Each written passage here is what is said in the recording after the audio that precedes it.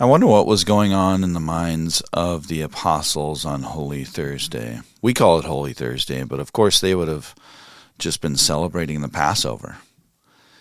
Maybe even they thought it was like not quite a regular Passover, but man, they're just celebrating the Passover. It's so easy for us today to look back and say, oh, the disciples, were celebrating the Last Supper. They didn't know. Or what they were celebrating is easy for us to kind of read into now with hindsight.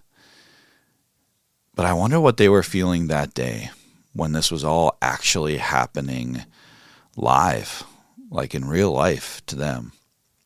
Welcome to Lift Up Your Hearts podcast. This is a podcast that dives into these very things. It's a style of St. Ignatius to enter into the passage. He calls contemplation entering in as one of the characters. So today we're going to imagine being one of the disciples at the Last Supper, or what they thought was the Passover. Obviously, it was a heightened Passover. There was a lot of stuff that had happened. There's a lot of movements and going on, and I wonder what is going on in their hearts.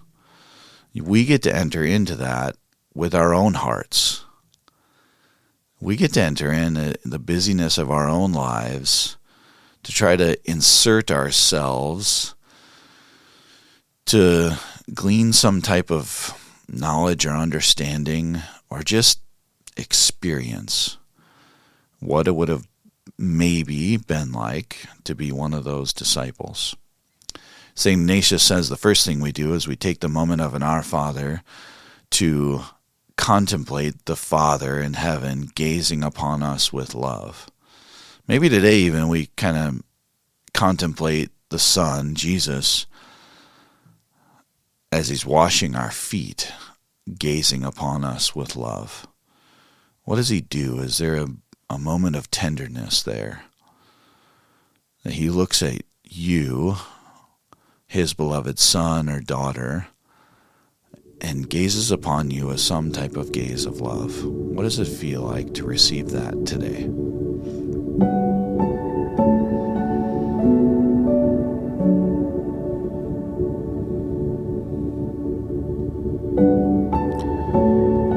Jesus, help us to find some insights into your great love for us. Help us to receive your love. Amen. Today's from the Gospel of John. John is where we get a significant portion of our passion narrative. It's where we read the longer passion narrative. And we get a lot of different insights into the Last Supper as well. Jesus does a lot of teaching in the Gospel of John with his disciples. Today, there's a couple things that really stuck out to me as we're going through this, and for me, some places to contemplate and to think about later.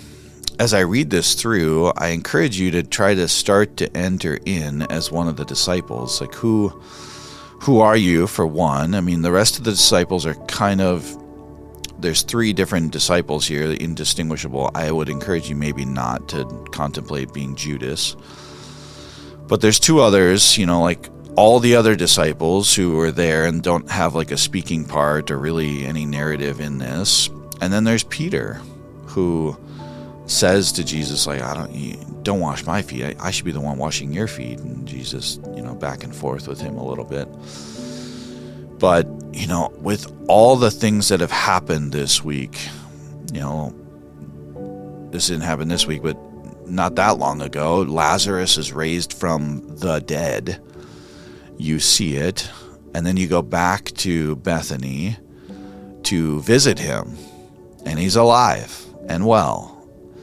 And his sister Mary washes Jesus' feet, and then then the entrance into Jerusalem with all this fanfare, and then the flipping over of the tables in the temple, and Jesus kind of rage monstering a little bit in the temple, like, man, what's going on in your heart right now? I would assume for me, there's just a lot of, like, what's going on?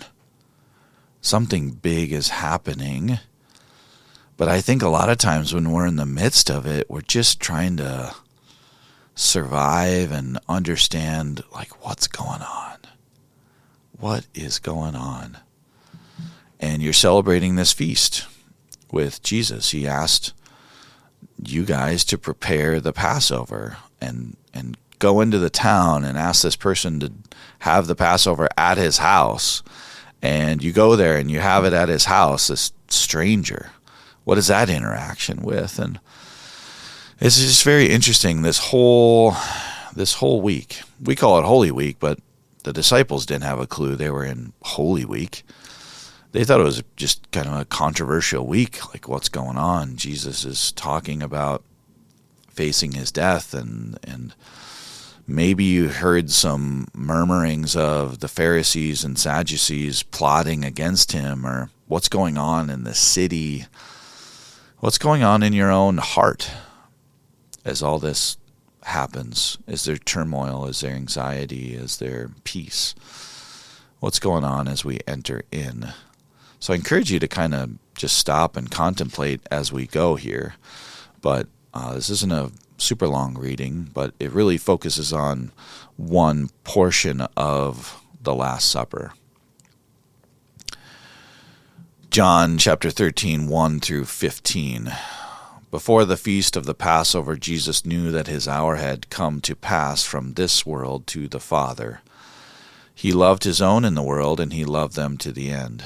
The devil had already induced Judas, son of Simon the Iscariot, to hand him over. So during supper, fully aware of that the Father had put everything into his power, and that he had come from God and was returning to God, he rose from supper and took off his outer garments. He took a towel and tied it around his waist. Then he poured water into a basin and began to wash the disciples' feet and dry them with the towel around his waist. He came to Simon Peter, who said to him, "Master, are you going to wash my feet?" Jesus answered and said to him, "What I am doing you do not understand now, but you will understand later." Peter said to him, "You will never wash my feet." Jesus answered him, "Unless I wash you, you have no inheritance with me." Simon Peter said to him, "Master, then not only my feet, but my hands and my head as well." Jesus said to him, "Whoever has bathed has no need except to have his feet washed, for he is clean all over. So you are clean, but not all." For he knew who would betray him. For this reason he said, "Not all of you are clean." So when he had washed their feet and put his garments back on and reclined at table again, he said to them, "Do you realize what I have done for you? You call me teacher and master, and rightly so, for indeed I am. If I, therefore, the master and teacher, have washed your feet, you ought to wash one another's feet. I have given you a model to follow, so that as I have done for you, you should also do." The Gospel of the Lord. So Jesus is, I love this ability to contemplate this passage, because we can all kind of feel what it would have been like to be sitting around a table, and Jesus gets up from dinner, or they're sitting there already. Jesus gets up and ties a towel around his waist and starts to wash everyone's feet, something that would have customarily been done by a servant.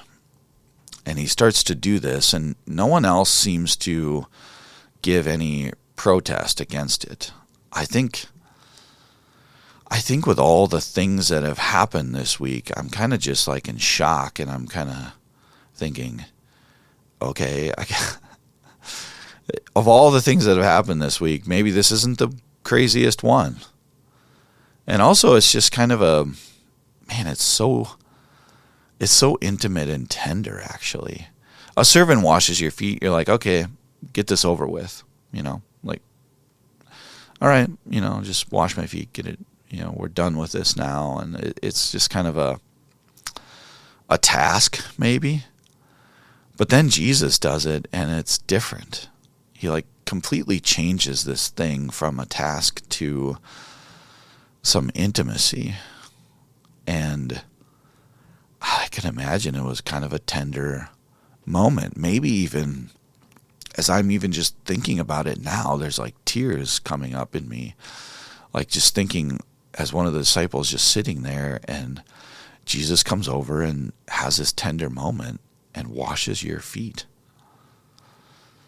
And I would imagine there's tears rolling down your eyes just thinking of all the things you've been through over the last couple of years and everything that's happened this week and kind of the craziness of it. And then there's this moment where he comes over and starts to wash your feet. Maybe that's just the contemplation this week, just kind of allowing Jesus to have this tender moment with you where he shows you real, intimate, personal care and love. That he comes to you and washes your feet. Has this moment where he's touching your feet. Can you feel him touching your feet? Is the water warmed up a little bit? How does it feel when it's finished, this refreshing moment? I've had it happen to me a couple times, and I've done it a couple times. And it's a tender moment. It's a real intimate moment. This is a thing that we do on retreats sometimes. And I've also done with my wife and my family. It's a real beautiful, tender moment where you have to get down on your knees before someone. And sometimes there's kind of this reaction of it's a little too intimate. Don't do it. But then it's also just a really beautiful, beautiful thing to do for someone else. To get down on your knees and wash their feet. It's really beautiful. I love it. I wonder if you can contemplate that this week as his son or daughter, to allow him to wash your feet. And then we see Peter. Maybe all of our reaction is no, Jesus, no. That's kind of my first reaction. It's no, don't. No. I should be washing your feet. And then he says, no, unless I wash your feet, you have no inheritance with me. Okay, then wash everything. Peter, I love Peter. He's this kind of sanguine, oh, no, then everything, absolutely everything. Jesus, no, it's okay. Just the feet is necessary. And it's kind of this tender moment with Peter who's all over the place. Maybe he hasn't been told yet that he's going to deny Jesus. And I don't know what's going on in his head. And it's really difficult because there's a lot of turmoil, obviously. He wants to follow close after Jesus is arrested, but then he's scared of what's going to happen. Is he too going to get arrested? And later in his life, he does. And maybe there's this hearkening back to the time that he denied Jesus when he gets arrested, when he's ultimately crucified upside down, because he's having a struggle with this, I'm not worthy. I'm not worthy to die the same way he does. I'm not worthy for you to wash my feet. You can feel this struggle that Peter has, and maybe you have this today too. I'm not worthy for Jesus to love me. I'm not worthy for him to wash my feet. No, stay away. But Jesus maybe today, if you have that feeling, he grabs your foot and brings it in closer. No. I want to show you in this kind of crazy way, you are mine. I love you. Jesus wants to grab your feet and pull you in close and wash them and have this beautiful, tender moment with you to say, you're mine. You're my beloved son. You're my beloved daughter. And I want to claim you by serving you, to show you, as he says later, the example of which you should do for everyone else. But I have to do it for you first. I have to show you first that you are loved, that you are worthy.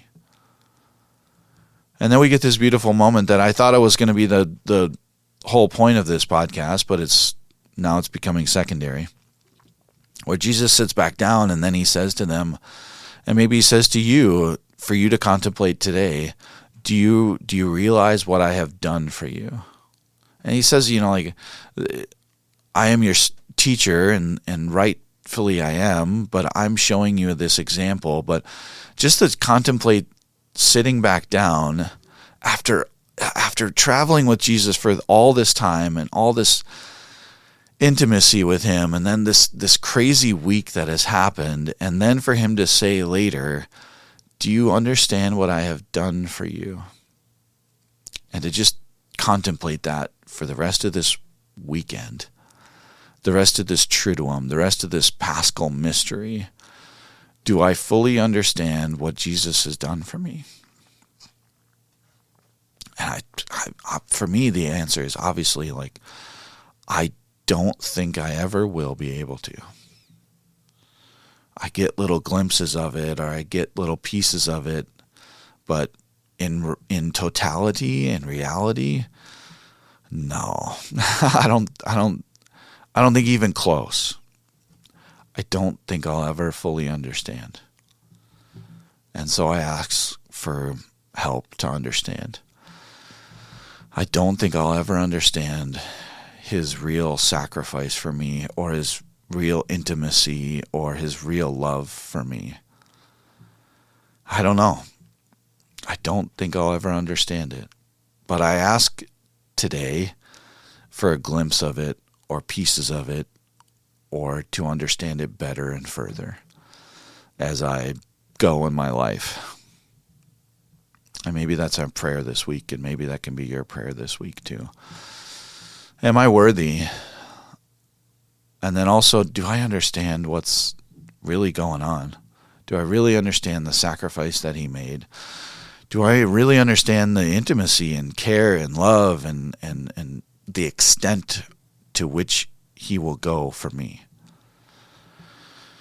I don't think I will, but I pray I can understand a little bit better every day. I might do another one for Good Friday or Easter Sunday, I'm not sure. But other than that, happy Easter. I am praying for you. Please pray for me. God bless.